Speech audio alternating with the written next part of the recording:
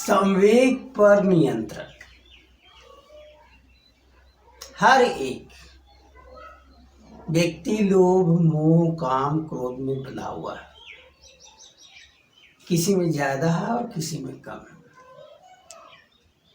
सफल लोग इन संवेगों पर नियंत्रण कर लेते हैं, नियंत्रित करता है। सामान्य आदमी इसके प्रवाह में ही जीता है।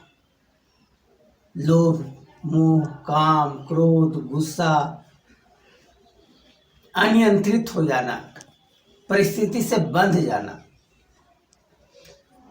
प्रवाह में बहता चला जाता है। सफल लोग, उस पद पर आसीन लोग अपने उद्देश्य में इतने बंध जाते हैं कि उद्देश्य उसके लिए महत्वपूर्ण हो जाता है और उद्देश्य पूर्ति के चलते स्वाभाविक रूप से उन संवेगों पर नियंत्रित करना सीख जाता है। वह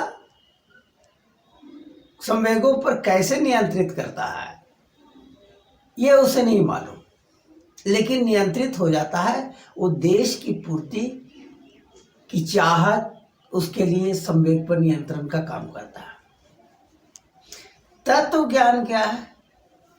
तत्व ज्ञान में भी वही उद्देश्य की पूर्ति से संवेगों पर नियंत्रित करता है। अखंडता की अनुभूति, शून्य उनका उद्देश्य रहता है। अंतर यही है कि जब शून्य या आकाश उद्देश्य हो जाता है तो साधक ज्ञान के प्रवाह में बहने लगता है,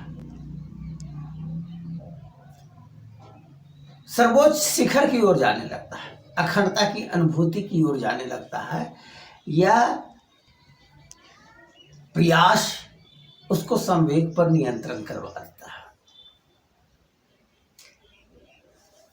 सफल आदमी का भी उद्देश्य पूर्ति भी संवेग पर नियंत्रित करता है। ज्ञान और शिक्षा क्या है? शिक्षा से हम जो जानते हैं, जो देखते हैं, जो अनुभव करते हैं, जो उद्देश्य बनाते हैं, उस व्यक्त विषय को ही पूर्ति का जीवन का एक लक्ष्य मान लेते हैं। वैसा व्यक्ति अखंडता की अनुभूति को प्राप्त नहीं कर पाता है, तत्व ज्ञान की ओर नहीं बढ़ पाता है, ज्ञान के प्रवाह में नहीं बढ़ पाता है। तत्व ज्ञान के लिए, अखंडता की अनुभूति के लिए शून्य के प्रवाह में बहना जरूरी है और शून्य के प्रवाह में बहने के फलस्वरूप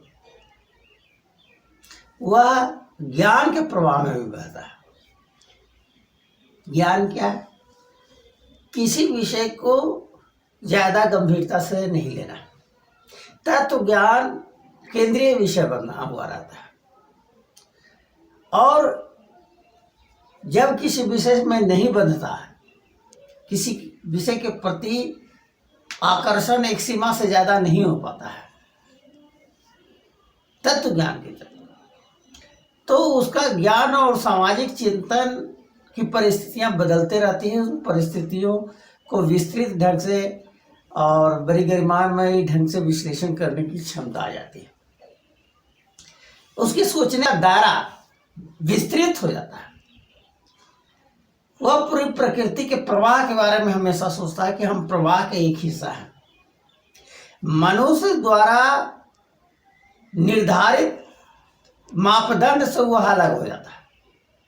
समाज द्वारा निर्धारित मापदंड से वह अपने चिंतन को अलग कर लेता है। समाज हीरे को बहुत ज्यादा कीमती मानता है, वो समाज का एक मापदंड है। लेकिन एक तत्ववेत्ता, एक अखंडता को प्राप्त किए हुए व्यक्ति प्रकृति को ज्यादा महत्वपूर्ण स्थान देता है, हवा को महत्वपूर्ण स्थान देता है, पानी को महत्वपूर्ण स्थान देता है, भोजन को महत्वपूर्ण स्थान देता है। प्रकृति में जो ज्यादा आवश्यकता है उसको ज्यादा महत्वपूर्ण स्थान देता है। जबकि महत्वपूर्ण सब व्यक्ति के लिए उतना ही है। हवा हर व्यक्ति के लिए उतना ही महत्वपूर्ण है, भोजन और पानी हर व्यक्ति के लिए उतना ही महत्वपूर्ण है जितना एक तत्ववेत्ता के लिए। लेकिन उसका महत्व देने की स्थिति बदलते रहती है और उसी प्रवाह में व्यक्ति बहने लगता है। आज हीरे की पूरी दुनिया दौड़ रही है। तत्व ज्ञान व्यक्ति भी हीरे के महत्व को समझता है, लेकिन उसके लिए दौड़ धूप में नहीं लगा हुआ है, उसके लिए बहुत ज़्यादा प्रयास नहीं कर रहा है। उसके मूल्य को समझता है, लेकिन मूल्य के प्रवाह में वो नहीं दौड़ रहा है कि हम इसको प्राप्त कर ही ले। उसके लिए हवा ज़्यादा महत्वपूर्ण है, प्रकृति के प्रवाह ज़्यादा महत्वपूर्ण है, और यही संवेग पर नियंत्रित होता है एक तत्ववेता।